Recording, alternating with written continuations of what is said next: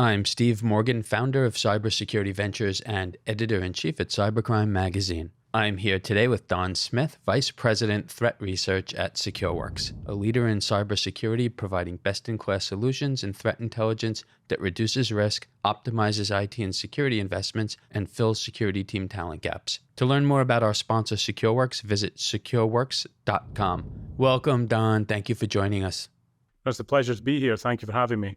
So, Don, you have a great background. You've been in security for quite a while now, going back to the 90s. Same for myself. I want to kick off and just ask you, how has the idea of security and cybercrime changed since then? Yeah, well, it's changed quite a lot. I know the first cyber intrusion I dealt with was back in 1992, and the adversary there was just someone who was kind of exploring around the network. They weren't particularly intending any malice or such like. Then, of course, as we moved towards the tail end of the 90s, people started to realize they could get, a little brand, they could tag themselves. We had to sort of, I call them the graffiti artists. And of course, now, where we are now, is, I guess, the result of Russian criminal actors in the mid-2000s realizing they could monetize a compromised computer. They could monetize a network intrusion. And since 2005, 2006, when banking Trojans appeared, those bad guys of criminal intent have basically been trying to maximize the amount of money they can make off a network intrusion. It's all about return on investment for them. The world has become a much more complicated place than when we started, when it was just people having a laugh, and now it's extremely serious. So you took us back to 1992. It wasn't long after that the world's first CISO was appointed. That was in 1994. At least it's been widely reported. Perhaps there may have been other so-called CISOs at that time, but certainly not a lot. Nowhere near the number of CISOs we have today, where practically every Fortune 500 and Global 2000 company has one. Are we in a better position to fight cybercrime today, even though it's become more complicated because we have those CISOs and we have cyber fighters, or are the cyber attacks just so sophisticated and so much more frequent that, we're not doing any better? I think we are definitely in a better spot with senior representatives in organizations that are able to assess risk, understand threat actor intent, and communicate that to other seniors in an organization, whether that's C-level or the board. And I think the role of the CISO has evolved in that time since that very first CISO was appointed.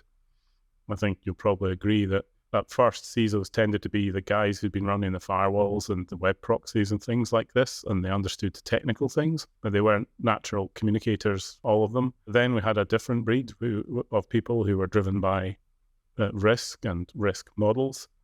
And somewhere between the two, where you have a fusion of someone with a degree of technical knowledge, but the ability to communicate risk, you have the kind of mix of what most CISOs are today. So I'm curious, in your opinion, is the CISO title a little bit, as descriptive as it could be, insofar as what that role is? And I say that because it starts off with chief, and it's probably the only chief position I'm familiar with where that person is not always in the boardroom. That person is not always side by side with the CEO, yet it's a mission critical position. What's your opinion? And are we seeing more mid-market companies up to larger enterprises inviting their CISOs into the boardroom today? I think more CISOs are being invited into the boardroom, and we can probably thank the ransomware actors for that, because threats have been not intangible, but very difficult for people to assess the genuine impact of cyber attacks. And then suddenly you've got something which translates to things that people understand, business continuity, and they get invited into the board. There's a big difference between being part of the executive management team of a company and presenting to the board. Two very different things. And I would expect a CISO to be part of the executive management team of an organization. I wouldn't necessarily expect the CISO to be present at the board in every meeting, other than to say, thumbs up, things are okay here.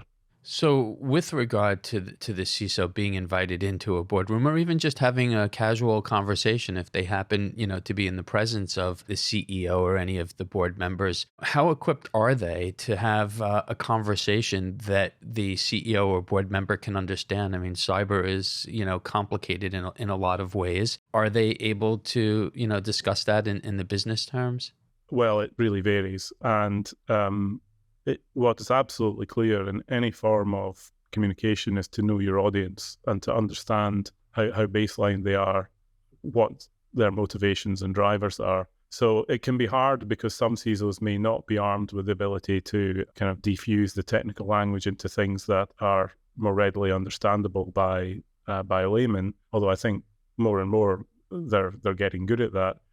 The really tough thing, and again, this is where I differentiate between the execs, the C-level that are running the company, and the board, which includes the non-execs, is that boards of large companies in particular are used to dealing with risk and impact all the time. And they just want to understand if something's been handled appropriately and if they need to inject themselves into a situation to make some changes. I've presented a number of boards for very large companies in the UK here. I've probably presented to 5 boards in the actual boards, not C-level, for FTSE 100 companies. And I'm always surprised at how very much you walk in, they ask 1 or 2 very pertinent questions, and what they're sizing up is whether you have got their problem handled or not. And then they move on very quickly to the next thing, because boards are by definition strategic, not tactical. And it's hard for us to describe our things in strategic terms, because a lot of cyber things is very much tactical, day-to-day, incident-related and things like that.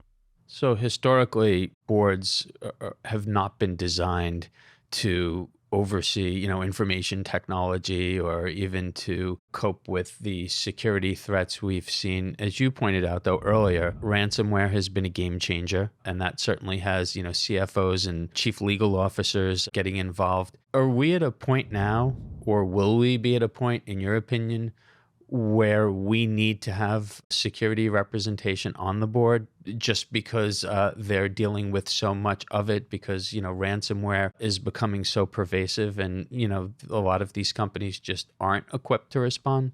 No enterprise today exists on its own 2 feet. They're dependent upon a mashup of a complicated, generally software supply chain, SaaS services from large service provider monoliths like AWS or Microsoft. And these services are being consumed by end users who may be at home, they may be on a laptop, they may be on a cell phone. The world is much, much more complicated. And if I take you and I back to the days of comp.risks on Usenet, where people would be taking a step back and saying, how do you assess the overall system risk here? It's really hard today with the complicated technology mashups that CISOs are having to deal with.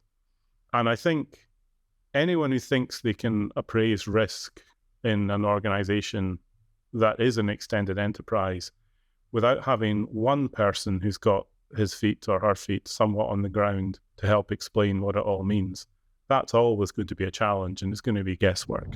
So we've been tracking Secureworks, a great company. We've interviewed your CEO, Wendy, a great thought leader. In fact, she has written the foreword to the 2nd edition of a book we've published, Women Know Cyber, 150 Fascinating Females Fighting Cybercrime. The company, is working with a lot of the mid-markets and major enterprises that we've talked about here today. So being in a leadership position yourself, Don, any, closing remarks, any thoughts you'd like to share with the CISOs who are watching us? There are a lot of them. The first thing is, if we focus back on board level representation, to use the opportunity when you're in front of the board to understand the strategy of the company better, so you understand where the key and critical assets are. Then the second advice, and anyone who knows me knows that this sort of advice is coming, is that pragmatism and general health and cleanliness are the 2 biggest things that you need in order to secure your enterprise and to avoid having to be in the boardroom explaining why your company has been, or enterprise has been brought to its knees. So my advice consistently to CISOs is know your estate, understand your perimeter, which of course is identity these days. Make sure you've patched things that face the internet. Here we are, 30 years on, we're still asking people to do that. Implement multi-factor auth and make sure you deal with commodity security incidents that can turn bad in a microsecond. So those are all, bits of pragmatic advice. And I guess the last bit there is, it's a complicated world.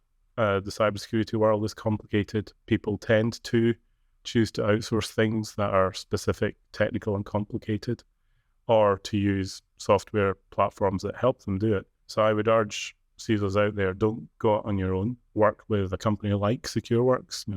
There's plenty companies will help you with your cybersecurity challenges. I like to think we're good at it, but work with a partner like ourselves, and that will help ease your sleepless nights with the world of the threat landscape out there. So Don, we put out the cybersecurity for the Boardroom report last year. We had a lot of feedback from CISOs. I expect the same will be this year. So we'd love to have you come back on with us and chat a little bit about what the CISOs had to say after reading the report. Sure. Yeah, absolutely. I'm Steve Morgan, founder of Cybersecurity Ventures and editor-in-chief at Cybercrime magazine. Joining me today was Don Smith, Vice President Threat Research at Secureworks, a leader in cybersecurity providing best-in-class solutions and threat intelligence that reduces risk, optimizes IT and security investments, and fills security team talent gaps. To learn more about our sponsor Secureworks, visit secureworks.com. You can keep up with all of our media at cybercrimemagazine.com.